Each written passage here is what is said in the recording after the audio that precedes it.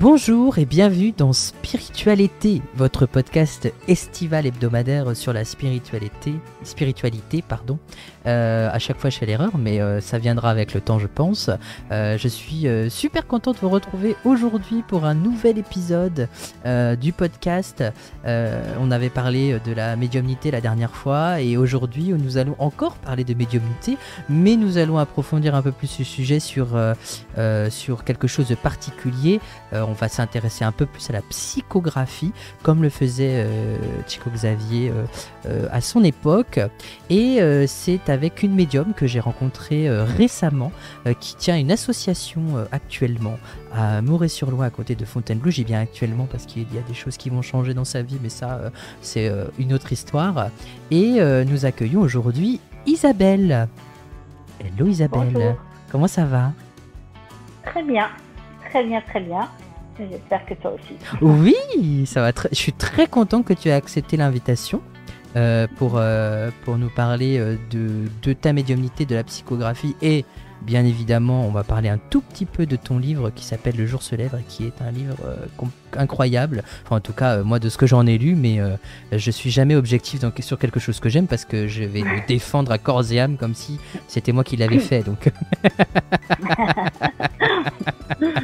non, mais c'est normal, c'est normal. Juste pour rappel à ceux qui nous écoutent, vous avez l'occasion de partager le podcast, donc n'hésitez pas à le faire. On se trouve sur YouTube, sur Spotify et sur toutes les plateformes de podcast disponibles, donc n'hésitez pas à partager si vous trouvez que le contenu vous plaît. Et puis si jamais, n'hésitez pas aussi à nous faire des retours parce que nous on aime bien vous lire. Voilà. Et bien on va commencer tout de suite cet épisode avec Isabelle qui va, elle va se présenter elle-même. Je sais que c'est un exercice compliqué, mais bon courage. Me présenter. Oui. Quand on dit pas me présenter, tu veux la taille, les performances. La taille si tu veux. tu dis ce que tu veux. Je suis originaire de l'Est de la France. Je suis née à Nancy, j'ai habité pendant 26 ans dans les Vosges à côté de Gérardmer. Je suis arrivée en région parisienne en fin 2016 et j'ai créé une association sur la spiritualité avec une amie au premier semestre 2017. Tout s'est mis en place, hein. C'était une évidence, je devais créer une association. Je n'avais jamais assisté à une seule association, ni conférence médiumnique, ni séance publique de médiumnité.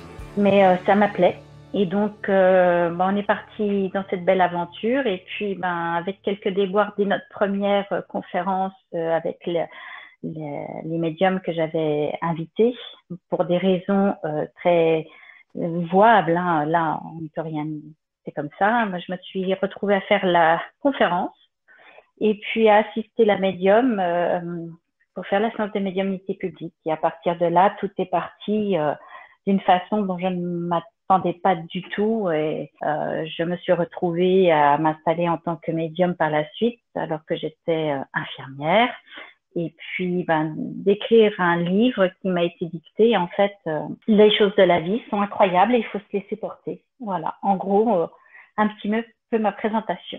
Ben, c'est un très beau résumé de ton parcours, en tout cas en quelques mots. C'est vraiment incroyable. On reparlera bien sûr du livre après. Du coup, moi j'aime bien demander, en tout cas poser la question aux personnes qui viennent me voir, comment la médiumnité est arrivée chez toi.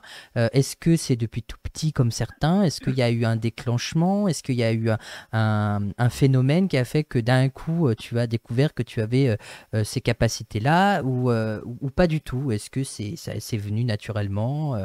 Comment la médiumnité, ou en tout cas ta capacité à contacter le monde qui est juste à côté de nous, est venue vers toi? Alors moi, j'ai depuis petite ces possibilités.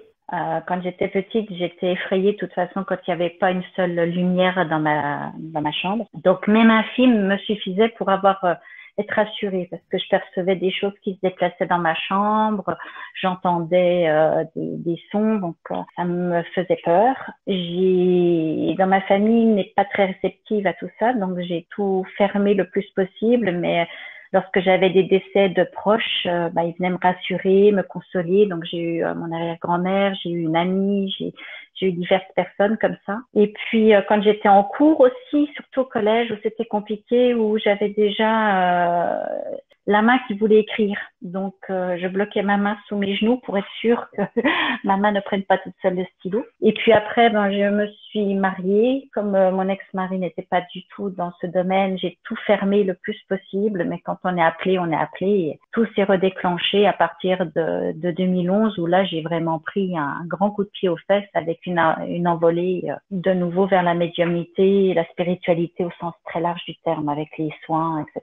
Du coup, tu as eu une enfance, je veux dire classique, mais le mot classique est peut-être un peu trop galvaudé. Quand tu me parles de ton époque au collège, etc., est-ce que tu avais des amis ou des personnes à qui tu en as parlé, ou est-ce que tu Non. étais toute seule?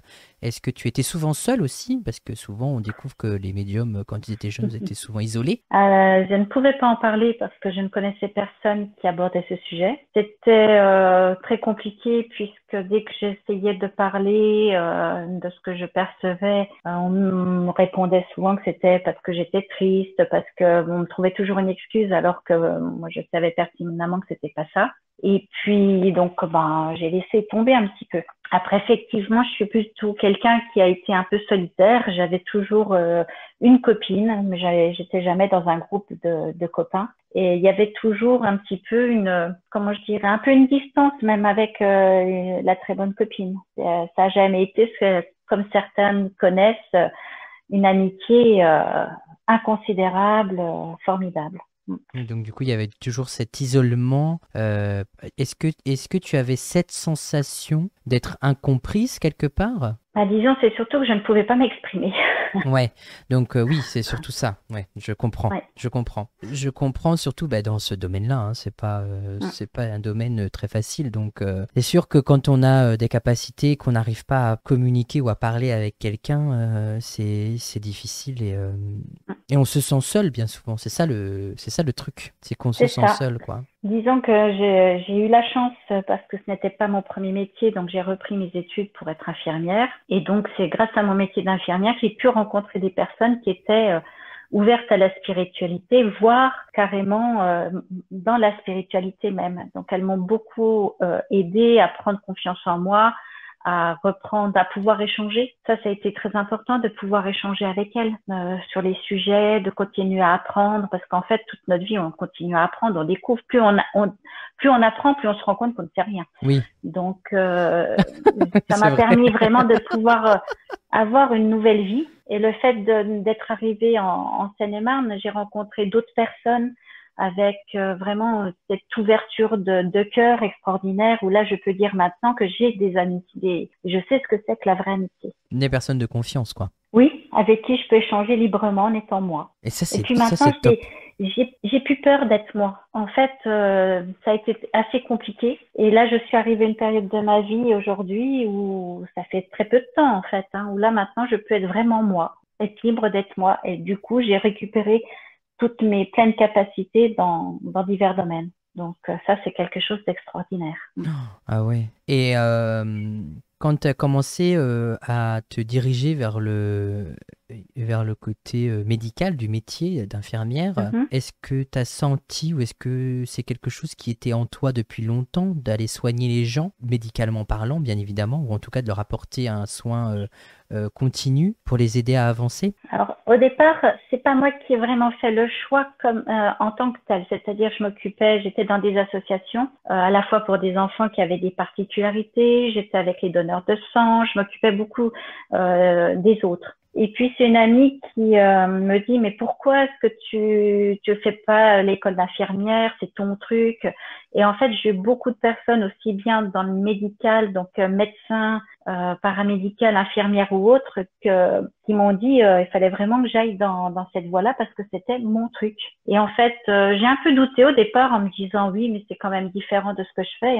Et en fait, quand je me suis retrouvée dans ce milieu, j'ai vraiment trouvé ma place. J'ai senti que c'était vraiment ça qui m'attirait d'autant plus, même si je l'avais mis sous une autre forme avant, pas en tant que profession. Et ça a été très très bien parce que bon, les événements de la vie font que je ne suis plus infirmière depuis peu, mais que je continue à faire des soins différents et qu'en fait, le but, c'est de comprendre ce que veut dire le mot soin. Prendre soin, ce n'est pas uniquement administrer des médicaments. C'est aussi prendre soin de la personne dans son psychisme, dans sa spiritualité. Et là où je m'en suis d'autant plus aperçue, c'est quand j'ai écrit le livre, que j'ai prêté ma main pour le livre. À un moment donné, ils disent que là-haut, il y a vraiment un gros souci, c'est qu'il y a non seulement le mal physique, il y a le mal psychique qu'on commence seulement à en prendre conscience, mais ce que l'on ne connaît pas du tout, c'est le mal spirituel. Et il y a énormément d'âmes qui remontent avec un gros problème justement de carence spirituelle. Et ça les déstabilise dans l'autre monde. Oui, ça et en fait, on est là pour oui. apporter ça. Et nous, on est là pour apporter ça. C'est rigolo de comprendre le but de notre présence. Ça, c'est important. En fait, ce qui a été assez rigolo, c'est quand j'ai commencé au niveau infirmière, donc au bout de 3 ans, je me suis retrouvée dans un petit hôpital et je m'occupais des personnes, mes collègues m'avaient un petit peu délégué justement aux personnes qui étaient en fin de vie. Et donc à pouvoir les rassurer, à pouvoir leur expliquer en fonction de si elles sont croyantes ou non croyantes et en gardant toujours leur propre choix. Mais de leur expliquer qu'il ne fallait pas avoir peur, de les préparer quelque part à un départ en douceur.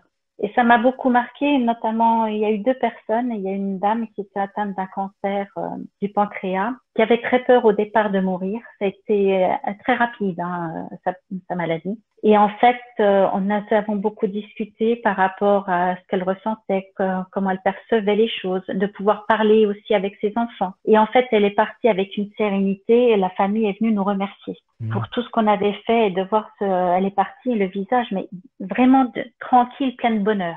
Et j'ai une autre patiente qui me dit, qui m'a parlé à moi. Pourquoi à moi? Je l'avais vue qu'une seule journée. Et elle me dit, oh, il faut quand même que je vous dise, vous allez peut-être me prendre pour une folle, mais il y a ma maman au pied du lit. Et cette dame était très âgée. Et je lui dis non, vous la voyez depuis quand? Elle est arrivée depuis à peu près 1 heure, elle est là. C'est comme si elle m'attendait. Elle dit, je pense que je dois partir. Et donc, on en a parlé et cette dame est partie, pareil, avec une sérénité, mais presque un sourire sur le visage. C'est beau la façon dont je vais utiliser un gros mot, mais dont la mort apporte la sérénité chez certaines personnes. Je trouve ça magnifique. Oui. Parce qu'en fait, la personne, elle a compris. C'est ça. Et des personnes, la première dont je te parlais avec le cancer du pancréas, ne croyait pas au-delà.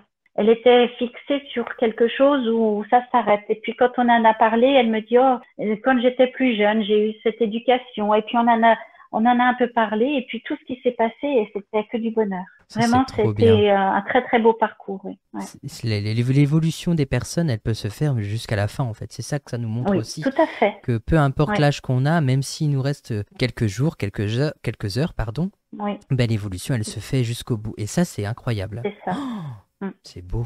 Ouais. Donc ça, c'est quelque chose de merveilleux. Moi, il m'est arrivé aussi une autre expérience.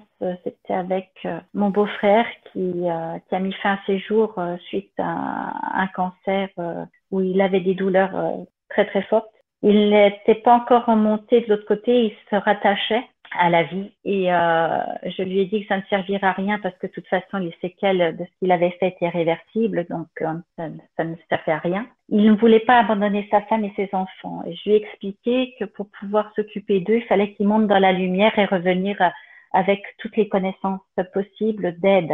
Et c'est quelqu'un, ils n'ont pas été élevés dans la religion. Et en fait, je ne sais pas pourquoi, il m'a fait confiance. Je lui ai montré le fil de lumière. Il l'a vu, il l'a pris, il est monté et ce qui a été merveilleux, c'est qu'il est revenu quelques années plus tard pour me remercier et en me disant tu avais raison. Et là, d'abord, je m'attendais pas à ce qu'il vienne me voir et ça a été quelque chose pour moi d'important dans ce cursus médiumnique, très important. Donc, oui, parce que là, ça t'a permis de te redonner confiance aussi, enfin de donner une certaine confiance envers toi, surtout quelqu'un que tu as connu. Et puis le rôle qu'on a apporté par rapport à ça, quelque part, nous sommes des serviteurs. Oui, c'est ça. Nous sommes là pour aider, pour accompagner aussi bien là-haut, ici, que les vivants vers là-haut. Oui, c'est ça. Donc, on a double taf. C'est ça. Mais bon, On Il me plaît bien accepte, cette on là. est bien, ça fait du bien des fois de se dire qu'on a apporté du bonheur et de la sérénité à certaines personnes, c'est chouette, Ouais, c'est ouais, génial. Alors du ouais. coup, on va commencer à... Juste avant, dans ton activité actuellement, tu fais donc du coup de la médiumnité et tu fais des soins aussi, du coup, on en parlait Ouais. tout à l'heure. Comment s'est manifestée la canalisation au niveau de tes soins énergétiques? Alors au début, je me suis aperçue que quand je faisais quelques petites choses comme ça faisait du bien. Et puis très vite, j'ai appelé directement les médecins du ciel. C'était une évidence que je devais m'adresser à eux. Et puis j'avais une dame qui avait des plaies qui ne guérissaient pas. Et un jour, j'ai vu leurs mains au-dessus des miennes en complémentarité. Et donc j'ai tout de suite su que j'étais sur la bonne façon de pratiquer. Et puis, ben, j'ai évolué au fur et à mesure, sachant du coup, grâce au livre, que je suis vraiment un canal, un vrai canal. Décidé de lâcher totalement prise. Et donc, ben, je fais l'abnégation de moi pour n'être qu'un canal. Et en fait, je laisse faire tout ce qu'il y a à faire comme il doit se faire. Donc, je laisse mes mains, je laisse rayonner mon corps s'il y a besoin. C'est eux qui interviennent au travers de mon corps. Là, je leur fais totalement confiance. Ouais, donc du coup, en fait, c'est quelque chose qui... c'est rigolo parce que la façon dont t'en parles, c'est comme si c'est quelque chose qui ne t'appartenait pas et en même temps, ça vient quand même de toi. Tu vois ce que je veux dire? Oui, C'est rigolo? mais quelque part, nous ne sommes qu'un relais. Bien sûr, alors ça, je suis entièrement C'est d'accord. tout. On est que Donc, on est là que pour transmettre ou en tout cas pour... en fait, alors moi, de ce que ça, je pourrais en dire, ça m'appartient dans la mesure où si je ne suis pas déjà dans cette ouverture de cœur et cette lumière, ils ne peuvent pas transmettre. bien sûr. Donc, c'est comme ça que je dis que ça peut m'appartenir un petit peu, mais voilà, je suis vraiment qu'un intermédiaire. En fait, j'ai cette sensation que donc ils te transmettent cette énergie spirituelle, on va dire, cette énergie de là-haut, Mhm. et que toi, en fait, en passant par toi, tu le transformes en vibration terrestre. Tu vois ce que je veux dire? Peut-être. Il y a tout.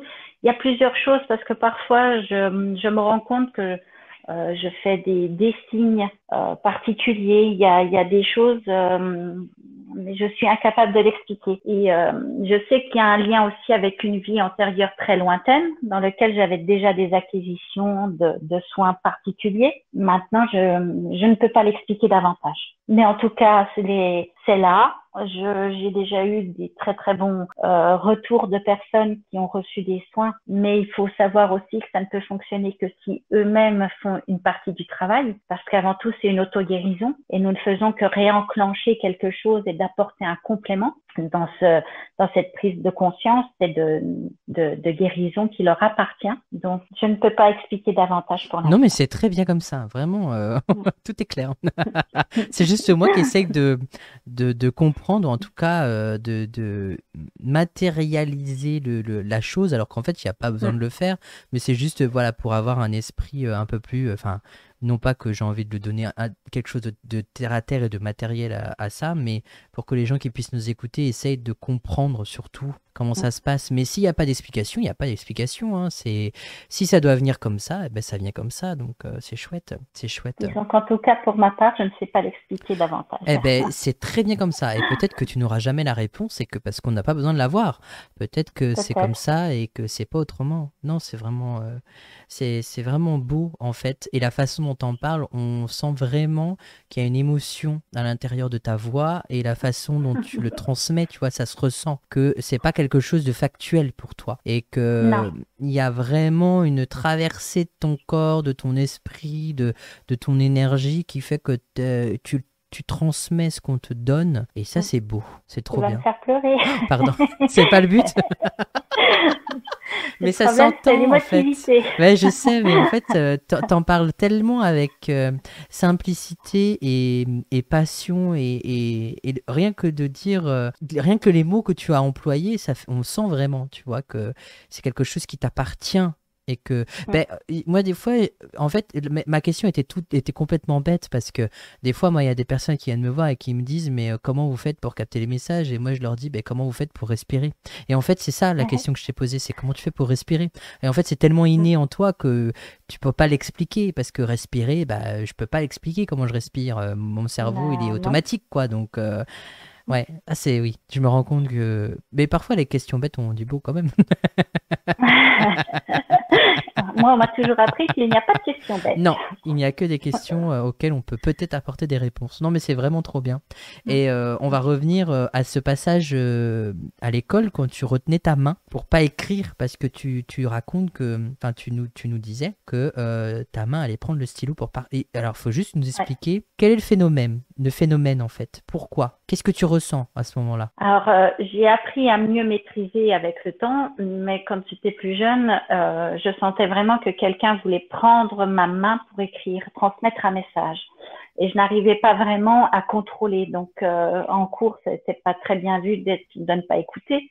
Donc, je mettais systématiquement mes mains en dessous, parce que quand c'est en dessous de mes cuisses, pour pouvoir maintenir vraiment mes mains, c'était systématique. On a beau être droitier, quand les esprits veulent communiquer avec nous, ils peuvent utiliser la main gauche. Et moi, je ne suis pas gauchère, mais ça ne m'empêche pas d'écrire de la main gauche. Donc, pour être sûr de ne pas avoir ces interférences-là, je préférais bloquer mes mains absolument. Je sentais qu'il y avait un appel par rapport au fait de prendre le crayon et d'écrire. Je le sens. En fait, je peux pas expliquer exactement, mais il y a une sensation très particulière au niveau pour moi, c'est l'avant-bras, c'est-à-dire un peu en dessous du coude, à partir de là jusqu'au niveau du bout des doigts. Il y a une énergie particulière qui fait que je sens que quelqu'un vient pour transmettre un message. Avec le temps, j'ai appris à mieux comprendre, c'est-à-dire souvent, moi, quand j'ai des guides, en fonction de leur niveau de connaissance, je sais par exemple, j'ai 2 de mes guides qui écrivent systématiquement de la main gauche. Et ils sont pas du tout la même écriture l'un que l'autre. Et alors, tu qualifierais ça comme de l'écriture automatique ou intuitive? Alors, jusqu'à présent, j'avais toujours un petit peu de mal parce que c'est pas moi qui ai les pensées qui transmet. C'est vraiment, je prête ma main. Seulement, je peux retirer ma main. Et donc, comme je me suis un petit peu intéressée à Chico Ravière et à ses écrits depuis peu, puisque dans le cursus, on l'expliquera peut-être un peu après. Donc là, je suis en train de vraiment m'y intéresser. J'ai vraiment des réponses à certaines de mes questions, c'est-à-dire, eux, ils appellent ça de l'écriture semi-mécanique. C'est-à-dire, c'est un esprit qui emprunte ma main, mais si je veux reprendre contrôle de ma main, je peux le faire. Ça, jusqu'à présent, je n'avais jamais trouvé, donc je me trouvais ni dans l'un ni dans l'autre, parce que c'est pas moi qui écris, c'est vraiment la main continue et je suis obligée de leur demander de ralentir parfois, mais je peux retirer ma main. Et donc, dans ce que j'avais lu dans l'écriture automatique, c'est vraiment, tu n'as plus du tout le contrôle de ta main. Et là, dans les écrits qu'a apporté Chico Ravière, ils appellent ça de l'écriture semi-mécanique. Donc ça m'a beaucoup rassurée. Parce que je me pensais un petit peu bizarroïde et je comprenais pas trop pourquoi je ne rentrais pas dans les cases. Est-ce que tu t'en sers aujourd'hui de cette écriture semi-mécanique pour tes consultations? Non, ça m'est arrivé une fois, Ouais. 2 fois, je vais dire 2 fois, et notamment par la signature de la personne qui transmettait, qui est un monsieur étranger, qui écrit en plus, donc en l'occurrence qui était marocain, et qui a, par sa signature, ça a été tout de suite reconnu, parce que moi, j'écris pas du tout arabe. Ah bon? Il a signé avec sa signature, et il a une particularité dans sa signature, et là, la personne a tout de suite reconnu que c'était bel et bien cette personne-là. Ça, c'est incroyable. Et alors, oui. C'est ce que je me dis à chaque fois. Bah ouais, non, mais mais oui, parce que je me dis, moi, de mon côté, en tout cas, c'est pas un don, mais cette capacité que tu as à retranscrire des éléments par écrit lorsque tu fais cette écriture semi-mécanique. Moi, je me demande pourquoi. Est-ce que c'est toi qui t'impose de ne pas le faire, ou est-ce que là-haut, ils t'ont dit non, t'as pas besoin de ça pour les consultations, ton écriture semi-mécanique, c'est pour autre chose, et pour tes consultations médiumniques, ça reste que le message direct, brut, ou via une photo, ou des ressentis. Disons que pour l'instant, je ne m'autorise pas en entier. D'accord. Voilà. Mais tu pourrais le faire, si jamais tu as envie. Je pense que oui. D'accord. En tout cas, c'est comme ça que je le ressens. Et c'est une peur? T'as peur de te lancer? Un peu de manque de confiance en moi. Déjà, j'ai fait énormément de progrès, c'est-à-dire je suis quelqu'un où on a besoin un petit peu de mettre au pied du mur. Donc là où ils le savent très bien, c'est quelque chose apparemment que j'avais convenu avec eux d'avant. C'est que si je ne fais pas ce que je suis venue m'engager, qu'on me mette un petit peu des choses bien me secouer. Mm. Ce qui fait que quand j'avais mon association, tout le monde me disait de m'installer en tant que médium et je m'y refusais. Et puis en fait, dans ma vie, les choses ont été faites que je me suis retrouvée à un moment donné à ne rien avoir devant moi et du coup, j'ai commencé à faire mes cartes de médium, mais en distribuant vraiment au compte-gouttes, un peu à reculons. Et les choses se sont mises en place toutes seules. Et c'était la même chose pour écrire le livre, c'est-à-dire en 2015, je faisais déjà de l'écriture automatique, mais pour moi. Et parmi les messages que j'ai eu un petit message très très bref qui dit « Un jour tu feras comme moi, signé Chico Ravière ». Et je ne savais même pas qui était Chico Ravière. Donc jamais entendu parler, jamais rien. Donc j'ai rigolé, puis je me suis dit « Oh là là, qu'est-ce que je vais bien faire comme ce monsieur déjà, est-ce qu'il existe ?» Donc le lendemain, par curiosité, je suis allée voir un peu sur Internet et j'avais écrit Ravière comme en français. Oui. Et puis, quand j'ai vu qui était Chico Ravière, alors là, j'en suis restée sur le cul, comme on dit vulgairement, et je me suis bien demandé ce que j'allais pouvoir faire comme lui, parce que ce que j'avais lu me paraissait tellement extraordinaire que jamais je pensais pouvoir faire. Alors, je me suis dit, c'est peut-être écrire un livre, vulgairement comme ça, hein. Mais alors sur quel sujet, c'est pas du tout mon domaine de prédilection. Donc bon, et j'ai mis ça de côté. Et puis en fait en 2019, il est revenu en me disant il est temps, signé Chico, tout simplement. Il est temps, moi je suis pas prête. Donc puis il me dit il t'attend. Et en fait, il s'est avéré que là où j'ai travaillé, j'étais infirmière remplaçante. La personne me remercie du jour au lendemain sans explication. Comme j'étais dans des gros travaux avec une maison, je dis je vais pouvoir me donner un petit peu dans l'avancée de mes travaux. Certainement, oui, ça a été décidé autrement. Mais mon genou s'est bloqué, mais plus moyen de poser le pied par terre et j'ai pas eu le choix que de me mettre à ma table. Enfin, si, on a toujours le choix. Mais je me suis mis à la table pour commencer à écrire. Et en fait, je ne pouvais pas louper le titre du livre, parce qu'à chaque début, c'était le jour se lève pour moi, le jour se lève pour moi, le jour se lève. Donc, c'était une évidence par rapport au titre. Quand on reçoit une canalisation, on ne se souvient pas de ce que l'on écrit. Donc, déjà, rien que le fait de le mettre au propre, on est tellement concentré sur, parce que l'écriture automatique, pour ma part, maintenant, c'est détaché, mais au départ, c'était très lié. Chaque mot, et il n'y a pas de ponctuation, j'ai pas d'accent, j'ai pas les barres d'été, voilà. Et du coup, il y a ce travail de pouvoir retranscrire sur l'informatique. Donc moi j'ai lu le livre comme tout le monde après, pour savoir de quoi retourner le livre en totalité. Mais c'est des choses extraordinaires qui font qu'on avance dans la vie au fur et à mesure. Et donc les soins, j'en faisais un petit peu comme ça, sans plus, pour apporter du bien à mes patients.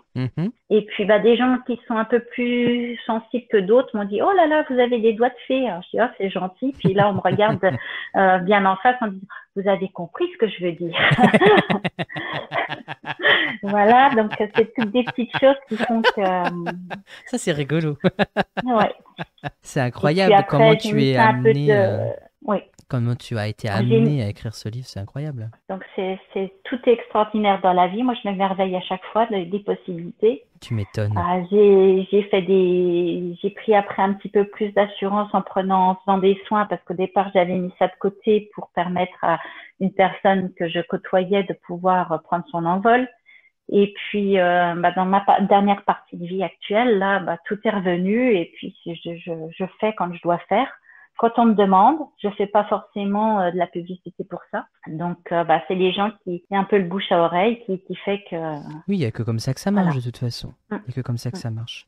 Alors, pour ceux qui ne connaissent pas Chico Ravière, moi je dis Chico Xavier parce que je le lis à la française, mais c'est celui qui a écrit Nos Solars, dont un film a été adapté de sa psychographie. Est-ce que tu peux nous donner la définition de psychographie, parce que j'en parle depuis tout à l'heure, mais est-ce que est-ce que toi, tu peux nous dire exactement ce que c'est pour que les gens puissent comprendre? Alors moi, là, dans ce que j'ai retenu en psychographie, c'est le fait de pouvoir faire, comme l'écriture automatique, c'est un terme qui a été créé d'ailleurs par Chico Ravière. C'est vraiment la canalisation des esprits par écriture automatique. Voilà. D'accord, ouais, c'est vraiment... Mécanique ou semi-mécanique, comme il dit. D'accord. Parce que lui, il a écrit plusieurs livres, du coup.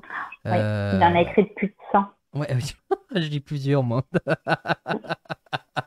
Ouais. En fait, il y en a Alors, il plein. faut juste petit aparté, il y a un deuxième film qui sort au mois d'août, Oui, Les Messagers justement, oui. mais c'est au Brésil. Pour l'instant, il Oui, n'est j'ai pas vu encore ça. traduit en français. Ouais, j'ai vu ça, ouais. J'ai même moi-même envoyé un message, un mail à Jupiter Film pour savoir s'ils allaient le produire et s'occuper du doublage français. Mm, Donc, mm, on croise les doigts. J'ai pas eu de réponse, mais on croise les doigts quand même. Oh, je Mais pense c'est que chouette. ça viendra. Oui, Ce qui m'avait surpris beaucoup, c'est que Chico Ravière avait été étonné de voir qu'en France, alors que c'est quand même le berceau du spiritisme avec Allan Kardec, mm, en fait, la spiritualité n'existe pratiquement pas en France. C'est essoufflé totalement. Et le Brésil, en général, c'est la remarque qu'ils font par rapport à la France. C'est un pays qui s'est davantage ouvert à la spiritualité, même si en ce moment, ça a tendance un petit peu à retomber. Mais la France est très en retard par rapport aux autres c'est pays ce dans que le monde. j'expliquais la dernière fois avec Damien qui était avec nous. C'est ce dont on parlait, justement, que beaucoup de pays étaient très avancés au niveau spirituel, mais nous, on avait encore beaucoup de retard, quoi. Et c'est Ouais. ça qui est dommage. Mais bon, après, nous, on essaie à notre échelle de faire avancer les consciences, mais c'est pas facile. C'est pas facile tous les On n'a jours. pas choisi le meilleur pays pour pouvoir Non, mais peut-être vaniter notre que... ego. C'est exactement ça. Mais on avait besoin de le traverser, donc on accepte. C'est ça. On l'a choisi. Exactement. Du coup, le jour se lève pour ce fameux Adrien que tu as Mhm. canalisé. Comment il s'est présenté à toi? Est-ce que c'était à des heures précises? Ou alors est-ce que c'était n'importe comment dans la journée? Est-ce qu'il a dit Hey, salut, aujourd'hui j'ai envie d'écrire, allez on écrit? Ou est-ce qu'il y avait vraiment des moments où il fallait que toi tu sois disponible pour lui? Alors, en général, j'ai toujours, ils me préviennent tout le temps. Enfin, je ne sais pas comment expliquer. J'ai une énergie particulière qui me fait savoir qu'il est temps d'écrire. Donc, si c'est dans la journée, je sens au niveau de ma main. C'est comme si on me prenait un peu par la main et on m'emmène.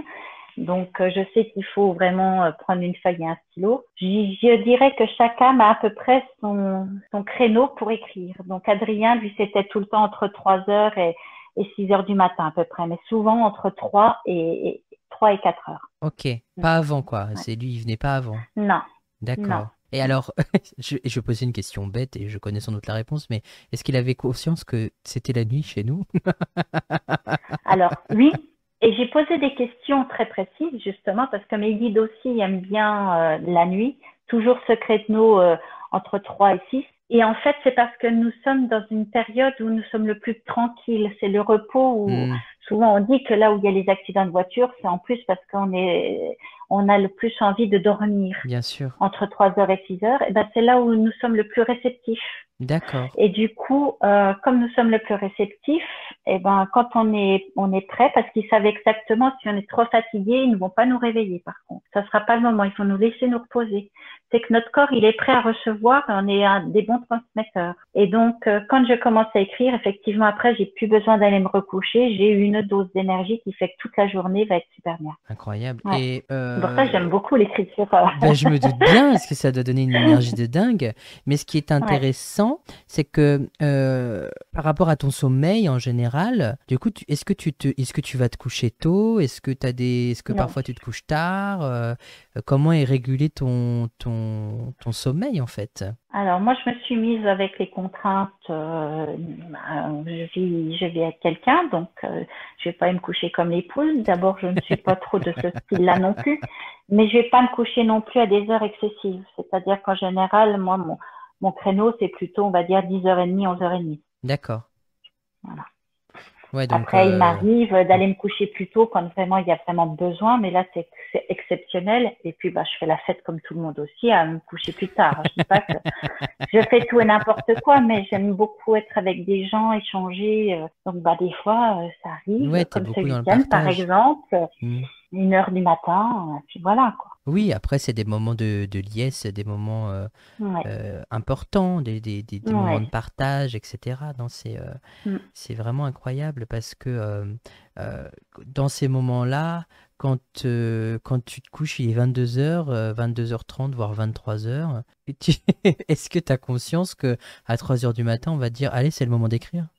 Je me laisse porter, tout est juste. Je sais qu'ils ne me feront jamais de soucis. C'est toujours qu'avec de l'amour et du bonheur, ils prennent soin de nous. J'ai eu tellement d'expérience à ce niveau-là que j'ai une confiance totale en eux. Ils me l'ont suffisamment prouvé. Hmm. Donc, non, je sais que si je suis réveillée à 3 heures, c'est que j'ai les capacités de le faire, que c'est un bon moment. Donc, non, je l'accepte avec plaisir, avec joie. Et Ouais. l'histoire que tu as écrite avec Adrien, enfin en tout cas que Adrien t'a transmis, est-ce que tu sens que c'est une histoire qui est terminée ou est-ce qu'il va revenir pour raconter la suite de ses aventures? Ah, alors déjà, pour petite anecdote, au départ, je voulais pas mettre mon nom sur le livre, puisque c'est Adrien qui l'écrit. Et on m'a dit clairement, non, non, tu dois mettre ton nom. Bon, alors ça a été une période compliquée parce que quand moi j'ai commencé à écrire, j'ai demandé là-haut combien on était à écrire ce genre de livre.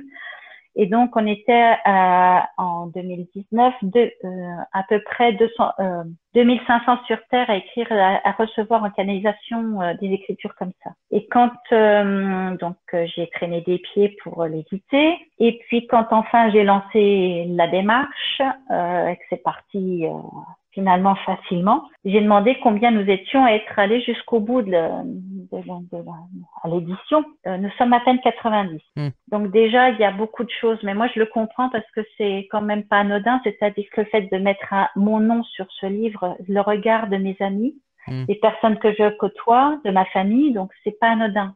Il y a quand même, ça représente quelque chose. Donc j'étais déjà très contente, puis j'ai dit, bah voilà, on a fini le livre, j'espère avoir rempli ma mission telle que c'était demandé. Elle en dit, ah non, ce n'est que le premier d'une trilogie.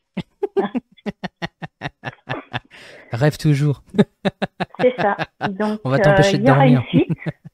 Maintenant, comment exactement, je ne sais pas. Il m'a laissé un petit peu sous-entendre, mais ça sera à voir. Je ne peux pas me laisser influencer ni quoi que ce soit. Je le laisserai écrire. Je vais demander un petit délai parce que normalement, j'aurais dû commencer, mais comme je suis en pleine modification Hmm. de lieu, donc j'ai simplement demandé à attendre juste la fin de mon déménagement qui va arriver là pour pouvoir commencer. Et c'est une promesse où tout de suite, c'est convenu déjà, c'est déjà prêt. Je me mets à la tâche de prêter ma main pour la suite Ça, c'est vraiment de trop bien. l'aventure. C'est vraiment génial. Et Mm. alors, moi, j'ai une question que je me pose. Est-ce que tu as trouvé ce fameux Adrien sur Terre ou pas? Ah, alors Adrien, j'avais une piste, mais il y a un élément dans le livre qui me fait beaucoup douter, mais tout le restant correspondrait par rapport à ce qu'il m'a envoyé comme information au niveau de qui il pouvait être. Donc effectivement, quelqu'un qui avait une certaine reconnaissance, on va dire, dans ce qu'il faisait au niveau professionnel. Mm. D'accord. Ouais. Qui Alors, correspondrait. tu le ressens plutôt jeune, plutôt... je sais pas, jeune, c'est un grand mot, mais dans quelle tranche d'âge tu le ressentirais, toi? Suite à son décès, Oui. moi, je le ressentais à peu près vers une 77, 77 ans à peu près. C'est quelque chose qui me venait comme ça. Mhm. C'est Mm. incroyable, parce que je me dis que si jamais la suite, quand elle viendra, euh, Mhm. et qu'il y ait d'autres éléments qui soient apportés qui puissent confirmer l'identité de la personne que tu as trouvée, ou en tout cas que tu penses que c'est, ce serait quand même super incroyable, hein. C'est Ouais. là qu'au-delà, c'est là où ce serait le plus fou, parce que oui, nous sommes Ah. fous, mais Alors moi, je reste un petit peu sceptique. Je vais t'expliquer pourquoi. C'est-à-dire que quand j'ai demandé pourquoi il ne signait pas de son nom, on m'a expliqué. Alors là, c'est pas Adrien qui me l'a expliqué, ce sont mes guides qui m'ont expliqué que s'il avait mis son nom en entier, c'est qu'il n'avait pas compris son niveau d'évolution parce qu'il doit faire abnégation de son ego et de pouvoir parler de quelque chose de différent et non pas de se mettre en valeur en tant qu'individu. D'accord. Donc déjà, c'était une bonne leçon de... Après, quand j'ai lu, puisque pour pouvoir quand même comprendre un petit peu qui est Chico Ravière, je me suis mis à lire Nos Solars et les Messagers. Et dans Nos Solars, ils expliquent clairement qu'en fait, André Louis, c'est pas le vrai nom d'André Louis. Parce que quand il est parti, sa famille étant encore sur Terre, il ne voulait pas porter atteinte, en fait, à sa famille terrestre. D'accord. Donc, je me dis, Adrien, du coup, est-ce vraiment celui que je pressens ou est-ce que c'est simplement un prénom ou juste un prénom pour... Mais dans ce qu'il m'a montré, au niveau des gens qui maîtrisent la connaissance des glaces, l'Antarctique, l'Arctique et tout ça, au cours des siècles, il n'y en a pas eu quand même des mille et des cents. Oui, bien sûr. Donc, bien sûr. c'est quand même un peu plus facile à retrouver. Et moi, ce qui me parlait vraiment par rapport aux images qu'il m'a montrées à l'époque correspondrait quand même plus à celui que je pressens, sauf un détail près. Oui, donc l'histoire qui parle de Cro-Blanc et ça ne correspond pas à son époque. Ok, voilà. Ouais, donc il y a des pistes, mais peut-être qu'il essaye de te perdre ou peut-être qu'il veut pas non plus que tu sois 100% sûr et peut-être qu'on n'a même pas besoin d'être sûr en fait, tout simplement. Donc j'ai lâché l'affaire. Bah c'est très, ouais, mais ça m'intéressait de savoir si tu avais justement cherché et t'es curieuse parce que tu dis que t'es curieuse. Bah oui, c'est pour ça. C'est ce que je suis en train de dire. Tu dis depuis le début que tu es curieuse et tu aimes bien savoir, tu aimes bien comprendre, etc. Donc je me suis dit, c'est forcé qu'à un moment donné, tu aies pu chercher l'information. Et ça, c'est quand même incroyable. Et du coup, donc il y aura cette trilogie-là parce qu'on te l'a dit. Mais est-ce que tu penses que ça va s'arrêter là, après ça? Est-ce que cette trilogie, ce sera la fin de l'histoire de ce fameux Adrien et que quelqu'un d'autre prendra la place et il racontera son histoire ou autre? J'en sais rien. Tu dois savoir que même si nous avons des prédispositions pour accompagner les autres, pour soi-même, nous sommes toujours nuls. Je sais, mais donc, moi je te donne des infos en soum-soum, donc chut.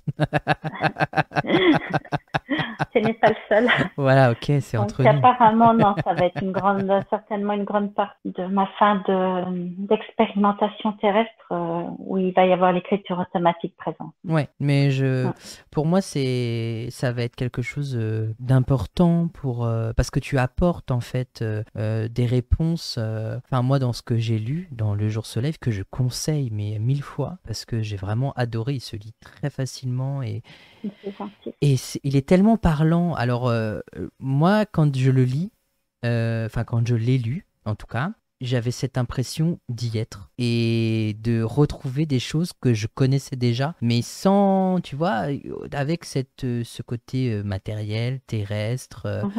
Et j'avais vraiment cette sensation que l'endroit qu'il décrivait, je le connaissais déjà. Alors, je sais pas si c'est mon état ou si c'est ma capacité à entrer facilement en communication avec eux qui fait que j'ai cette sensation-là, ou si les personnes, en tout cas, je sais pas si tu as des retours sur des personnes qui ne sont pas forcément médiums, mais qui t'ont dit j'ai l'impression d'y être déjà allé ou de connaître l'endroit. Est-ce que ça t'est déjà arrivé? Alors moi j'ai des gens qui m'ont dit que ce livre leur avait beaucoup parlé, mais sans m'en dire plus. D'accord. Et il y avait beaucoup d'émotions à l'intérieur. Quand ils me parlaient vraiment que ce livre leur parlait, il y avait vraiment une grande émotion qui transparaissait. Et je pense qu'il y a effectivement des personnes, ça a dû résonner quelque part, mais qu'elles ne savent pas encore l'expliquer. Ce qui est très curieux, c'est, comment je dirais, le retour des personnes, c'est que c'est un livre qui est écrit avec simplicité, compréhensible de tout le monde. Ça m'a fait bizarre parce que moi je trouve que, comme que je ne sais pas écrire ce genre de choses, je suis toujours admirative. Donc moi je remercie tous les jours Adrien parce que c'est un très beau cadeau pour moi, honnêtement. Quand j'ai lu Nos Solars, je me suis aperçue que la façon d'écrire, on retrouve la même vibration. C'est particulier, il y a une énergie, il y a un tel amour, une puissance à l'intérieur. Il y a une syntaxe aussi qui est très particulière. C'est là où j'ai pris un peu plus confiance en moi encore. en me disant que finalement, c'est extraordinaire d'avoir des messages de l'au-delà. Et je ne sais pas pourquoi j'ai autant confiance dans ce qu'a transcrit Chico Ravière. Je suis incapable de l'expliquer. Le fait qu'il me soit venu me dire qu'un jour je serais comme lui, ça m'avait fait rire. Mais le jour où j'ai commencé à vraiment écrire, je ne sais pas pourquoi je me suis sentie, j'ai envie de dire honorée quelque part. C'est un privilège. J'ai beaucoup pleuré parce que en me disant, mais comment ça se fait qu'on m'ait choisi moi? Pourquoi est-ce que moi je fais ça? Bon, après, j'ai mes guides qui sont venus beaucoup m'expliquer que je l'avais choisi, mais en me donnant toutes les raisons, etc. Et je me suis aperçue que ce que je sais depuis petit, en fait, et que je m'autorisais pas à l'exprimer, en fait, j'avais raison. Donc, je savais que j'étais venue pour faire quelque chose, accompagner, à porter quelque chose d'extraordinaire, d'amour. Parce que pour moi, c'est toujours quelque chose d'extraordinaire, même si on aide les gens ordinaires. Mais apporter comme ça la lumière, parce que c'est ça quelque part, hein, nous sommes des transmetteurs de lumière, par un biais qui est ce livre, entre autres, je trouve ça fabuleux. Et comme nous sommes tous complémentaires et que nous sommes une force unique, en étant tous ensemble, on a une lumière fabuleuse pour éclairer ceux qui en manquent. Il faut qu'on continue. Oui, faut qu'on continue. je suis d'accord. Je pourrais t'écouter parler pendant des heures tellement tu transpires l'amour quand tu en parles. Rien qu'à travers ta voix, ça transpire, ça sent justement ce côté l'amour avec un grand A, celui dont on n'arrive pas à expliquer, nous, en tant que médium, même quand on le ressent, on sait que c'est pas l'amour qu'il y a sur Terre quand on aime quelqu'un, et on sait que c'est encore plus grand, mais ils arrivent à nous le faire ressentir, mais je pense qu'on le ressent même pas au centième de ce que eux peuvent ressentir. Et ça, c'est ça qui est incroyable. C'est ça qui est magique. Est-ce que cette fierté, en tout cas, le fait que tu sois honoré d'avoir cette faculté de pouvoir transmettre de cette manière, est-ce que par la suite, tu penses que ça va faire évoluer ta médiumnité? Est-ce que tu vas ressentir encore quelque chose de différent, une élévation particulière? Je ne sais pas. L'avenir me le dira. C'est vrai. La seule chose dont je suis sûre, c'est que plus on est dans ce lâcher-prise et en gardant l'humilité, parce que si on ne garde pas l'humilité, ça ne fonctionnera pas. Ça, c'est un message que j'ai reçu, c'est que nous devons vraiment faire attention et être très vigilants à cette humilité, puisqu'il y a un gros travail qui est fait, et comme il y a un degré, alors moi on me dit d'urgence pour vraiment l'accompagnement, parce que dans ce qui se passe, c'est qu'il y a de plus en plus de pertes de repères spirituels, et donc ça devient compliqué, puisque c'est cette énergie qui va continuer à inonder quelque part les êtres sur Terre, donc il faut vraiment faire évoluer tout ça. Les personnes qui feront mauvais usage de leur mission d'éveil, d'accompagnement, risquent de se retrouver sans avoir la possibilité de transmettre avec justesse. Donc du coup, ils vont perdre cet éclat de lumière qu'ils ont en eux. Donc il faut absolument qu'on fasse très attention. Donc j'espère que ça va m'aider à évoluer, continuer, parce qu'on est là toujours à travailler jusqu'au bout. Maintenant, il faut garder cette humilité, il faut garder cette capacité de transmettre cette lumière. Donc, je vais y travailler le mieux que je peux. Tu le fais déjà très bien. Puis, mais est-ce que tu as senti, mais est-ce que justement, après l'écriture de ce premier livre, est-ce que déjà tu as senti une évolution à l'intérieur de, je sais pas, au niveau de tes ressentis ou de ta capacité à capter les messages? Est-ce qu'il y a eu une évolution ou est-ce que c'est resté pareil? Non, il y a quand même une évolution. Je le vois bien, c'est-à-dire que quand je dédicace des livres, l'écriture n'est plus la même. Alors déjà, la dédicace ne vient pas de moi. En général, c'est toujours un message soit d'accompagnement ou c'est un message pour la personne à qui est dédicacé le livre. Je confirme. Ça fait mouche. Hein. Je confirme. Et rien que déjà là, la façon de l'écriture et cette confiance en moi par rapport au fait de transmettre, il y a une évolution à ce niveau-là. Dans la compréhension aussi au sens large, puisque j'arrive à lâcher davantage prise et à être, je sais pas, j'ai l'impression comme si je m'étais découverte un peu plus à l'intérieur. Mm. Et ça m'aide aussi, je le vois, je l'ai vu, c'est aussi dans les capacités de mes soins. Ça, je l'ai vu là-dedans. Donc, je pense qu'il y a une évolution qui se poursuit tout le temps, au fur et à mesure, mais c'est une globalité. Je ne peux pas dire dans un domaine plus que l'autre. Je pense que c'est dans une globalité. Oui, c'est parce que c'est ton âme. Enfin, oui, moi je parle de l'âme, mais c'est vraiment ça qui évolue en fait. Donc tout va prendre sens plus facilement et avec beaucoup plus peut-être de facilité ou de plus de confiance en soi aussi, même si c'est difficile, hein, je dis bien que c'est pas facile. Voilà. Mais je pense que mais est-ce que justement ce travail-là, pourquoi j'étais venue, effectivement, je pense que mon âme est contente en tout cas de cette évolution, parce que quelque part je me donne l'autorisation d'évoluer. Oui, c'est ça. Mais c'est exactement ça. Mais par rapport à cette écriture, justement, est-ce qu'on vient pas te dire, bah écoute, t'as vu tout ce que t'as reçu, maintenant, aie un peu plus confiance. Et tu vas voir qu'il y aura encore plus de choses qui vont t'arriver. Alors, même si on me le dit tout le temps, parce que là-haut, c'est tout le temps, ils montent à rabusque avec ça, confiance, patience. Ça n'empêche pas que je reste une petite humaine avec toutes les problématiques de l'être humain malgré tout. Et on a un vécu derrière nous. Hein. Bien sûr. Donc, qui fait que la confiance, effectivement, j'y travaille. J'y travaille la confiance en moi. Mais c'est pas toujours simple. Non, mais c'est déjà un bon début. C'est déjà un bon début. En tout cas, sur ce que tu fais, sur ce que tu nous as transmis aujourd'hui, on sent qu'il y a quelque chose de concret, de sincère, qui vient surtout à l'intérieur de toi. C'est pas quelque chose de superficiel ou de parallèle à toi. C'est quelque chose qui t'appartient, en fait. Et je pense que c'est pour ça qu'ils t'ont demandé de mettre ton nom et ton prénom sur le livre.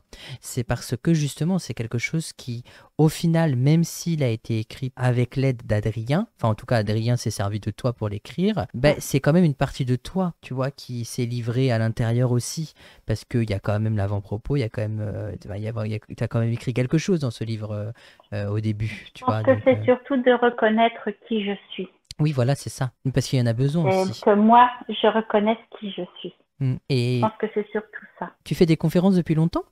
J'ai commencé les conférences en fait quand j'ai eu mon association, et puis là maintenant je vais plus vers les extérieurs. Donc ce week-end j'étais en Bretagne, je vais aller à Lille, je vais retourner en Bretagne, je vais à Nancy, je vais être aussi sur la région parisienne, j'interviens aussi sur Paris. Donc voilà, ça bouge de plus en plus. Ben oui, je me doute bien. Je me doute bien. Donc maintenant, c'est pas qu'il va falloir que je remplisse mon agenda, c'est surtout qu'il va falloir que je fasse de la place pour moi dans mon agenda. C'est souvent comme ça, hein. À partir du moment où l'agenda commence à avoir plus de place pour les autres, il faut qu'on pense aussi à prendre du temps pour soi, parce que c'est aussi ça qui est très important. La spiritualité, c'est aussi parfois être un petit peu égoïste malgré tout, dans le bon sens du terme. Les conférences, c'est jamais quelque chose qui est figé chez moi. Il y a beaucoup d'échanges, d'interactions avec les personnes, et des fois, les conférences s'élargissent, mais en tout cas, ça répond aux questions des personnes qui sont là. Et on a eu vraiment de très, très belles choses lors de la conférence ce week-end, et j'ai trouvé ça extraordinaire parce que le but, c'est que nous soyons chacun libres et surtout autonomes dans notre spiritualité, aussi bien dans ce que nous allons faire, notre connexion, que dans nos propres soins avec nous-mêmes. Et là, il y a eu énormément de choses d'apporter, j'en suis vraiment heureuse. Donc tous les jours, je peux dire merci à Adrien, parce que grâce à ce livre, il y a de nouvelles conférences, de nouvelles perspectives, et en même temps de nouvelles transmissions de connaissances et de richesses pour tout le monde. Et c'est pas fini. Non. Une fois qu'on est lancé, en principe, c'est difficile de s'arrêter, hein, donc et je sais de quoi je parle. Non, c'est vraiment. Non, je suis vraiment très, très, très, très content, parce que là, tout ton parcours, tout ce que tu as vécu, et ce côté où tu as été contacté par ce Adrien qui t'a fait écrire ça, et de nous dire que c'est pas terminé, mais moi je suis pressé de lire la suite. Peu importe si c'est un tome 2, une suite, une évolution, on ne sait pas ce que ce sera, mais il y a vraiment cette facilité de lecture. Donc, ouais, non, c'est beaucoup d'énergie, en tout cas positive, et beaucoup de bienveillance, beaucoup d'amour, beaucoup de partage, beaucoup de... On n'est pas là pour se tirer dans les pattes, et ils Non. le disent là-haut, et on le comprend bien dans le livre que c'est ça. Et c'est aussi important, et je pense que c'est ce que j'ai retenu beaucoup du livre, c'est qu'en fait, il y a une hiérarchie là-haut, mais peu importe les choix qu'on fait, si c'est pas le moment pour nous de traverser une étape, ben, là-haut ils sont ok, ils disent ok, mais c'est pas grave si c'est pas le... Ouais. Et ils savent très bien qu'à un moment donné on reviendra vers eux, ou vers la personne qui nous a été désignée pour nous faire évoluer, parce qu'on aura compris. Et en fait c'est tellement pas grave, parce que si c'est pas bon pour nous pour l'instant, c'est peut-être parce que c'est pas le moment de le faire. Et je trouve que c'est un vrai parallèle avec ce qui se passe sur Terre, quoi. C'est ça qui est beau. En fait, maintenant que tu en parles, exactement. J'avais pas fait le lien. Quand tu vois, c'est Moi, pas je l'ai comme un auteur qui écrit son bouquin, tu vois. Moi, je le comprends comme ça, hein, tu vois. Je l'ai compris comme ça, en tout cas. Mais c'est vrai qu'à un moment donné, quand il parle tu sais, de son guide, où il Oui. dit, oh bah non, finalement, Mais c'est ça. Non, c'est pas il pour est moi. pas prêt parce qu'il en a plus. Oui. Et puis ça. qu'au final, à un moment donné, il y retourne en disant, bah, presque pardon, je m'excuse, c'est incroyable. C'est vrai que ça, c'est quelque chose, tout à fait. Oui, c'est ça, c'est vraiment le côté, bon non, en fait, il va rien m'apporter parce qu'il donne pas les réponses que j'ai envie d'entendre, donc je vais m'éloigner de lui, et dans tous les cas... Il n'était pas prêt au moment-là. Exactement. Ouais. Et du coup, bah, il y retourne au moment où il est le plus prêt, et il se dit, mais en fait, oui, c'est vraiment cette personne dont j'ai besoin actuellement, et c'est pas pour rien qu'on me l'a envoyé. Et c'est ça qui est incroyable, parce que je pense que toutes les rencontres sur Terre, c'est pareil, sauf que ben, le mental joue beaucoup plus. Donc, c'est un vrai parallèle, je trouve. C'est un vrai parallèle. Ouais, tout à fait. Oui, puis surtout qu'on l'entend et on le ressent, cette bienveillance où il n'y a pas de jugement là-haut. Mais c'est ça, c'est surtout ça en fait qui est incroyable, c'est le côté où c'est pas grave, tu veux faire ce que tu veux pour l'instant, mais fais ce que tu veux. Et à l'intérieur de lui, on est sûr que le guide, il se dit, mais tu reviendras vers moi quand même. C'est ça qui est rigolo, c'est que le guide, il le sait, en fait, inconsciemment, il le sait. Et je trouve ça rigolo. Et même juste ce petit passage où, quand il arrive, le premier truc qu'il fait, c'est de se coucher dans un grand lit parce qu'il a envie de son grand lit. Enfin, je trouve ça incroyable, tu vois. Franchement, c'est tous ces petits trucs comme ça, ces petits détails. Enfin, c'est moi, beau. ça m'a permis de faire une prise de conscience aussi sur ma propre vie et comment je l'apercevais. Hein. Mais bien sûr. Et c'est peut-être un parallèle aussi avec tes propres choix aussi, c'est possible. C'est possible. C'est sûr que je prendrais pas un grand lit, moi. mais non, c'était très intéressant. C'est le lien par rapport à notre attachement à la matérialité, à notre confort. Mais c'est comme ça que je l'ai perçu, moi, personnellement. Ouais. C'est comme ça que je l'ai perçu. On verra bien le tome 2, ce qu'il en dit derrière. On verra bien. Ça va être la surprise. Exactement. Ben, une belle surprise, et j'espère qu'on en reparlera avec toi. Et en tout cas, si jamais, je te réinviterai avec grand plaisir pour pouvoir en parler, parce que, avec plaisir. parce que je sens qu'il va y avoir encore des belles choses à partager avec cette histoire. On a tous des belles choses à partager. On apporte tous notre petite pierre à l'édifice. C'est ça qui est extraordinaire. Exactement. C'est vraiment magnifique. Eh ben, écoute, merci beaucoup Isabelle, parce que tu as su apporter un nouvel éclaircissement, une nouvelle vision de la spiritualité à travers la psychographie et à travers ton petit parcours qu'on a évoqué au début. Enfin voilà, j'ai vraiment beaucoup apprécié cet échange, j'espère que toi aussi. Oui, beaucoup. Bon, je suis trop content. C'est très court en fait. On s'en rend pas compte, hein, mais 1 heure ça passe très vite. C'est ça. 1 heure passe beaucoup trop vite. C'est pour ça que j'ai dit au début, on est des bavards les médiums, on aime bien communiquer, papoter, échanger, etc. etc. Moi je pourrais faire ça pendant 3-4 heures, mais le but c'est que les gens puissent... Même les gens des fois ils me disent, oh là là, c'est 1 heure, c'est court, mais c'est pour mieux te faire revenir la prochaine fois. Oui, c'est quand c'est trop long, après les gens ils ne ressentent plus de la même façon. Exactement, donc il faut toujours garder cette envie de partager, voilà, de leur donner envie de redécouvrir. Et puis de toute façon, ils peuvent toi te découvrir sur les réseaux, enfin via ton livre. Voilà, vous cherchez Isabelle de Paris et puis vous trouvez facilement. Le jour se lève et vous trouverez facilement l'ouvrage. Il est disponible sur Amazon, à la Fnac, à Cultura, il est disponible partout. C'est ça, on peut même le commander chez les libraires. Ah ben voilà, allez chez votre libraire, c'est mieux. Il est aux éditions Baudelaire. Eh ben d'accord, bon voilà. Donc de toute façon, je partagerai le lien et tout dans la description du podcast, donc il n'y a vraiment pas de souci. Et ben merci beaucoup Isabelle, ça m'a fait super plaisir de t'accueillir. Merci à toi. Et puis pour ceux qui nous écoutent, on se retrouve du coup la semaine prochaine pour un nouvel épisode de Spirituel Été. D'ici là, portez-vous bien, soyez heureux et ayez une très très belle évolution spirituelle. Bye bye, à bientôt. À bientôt, au revoir.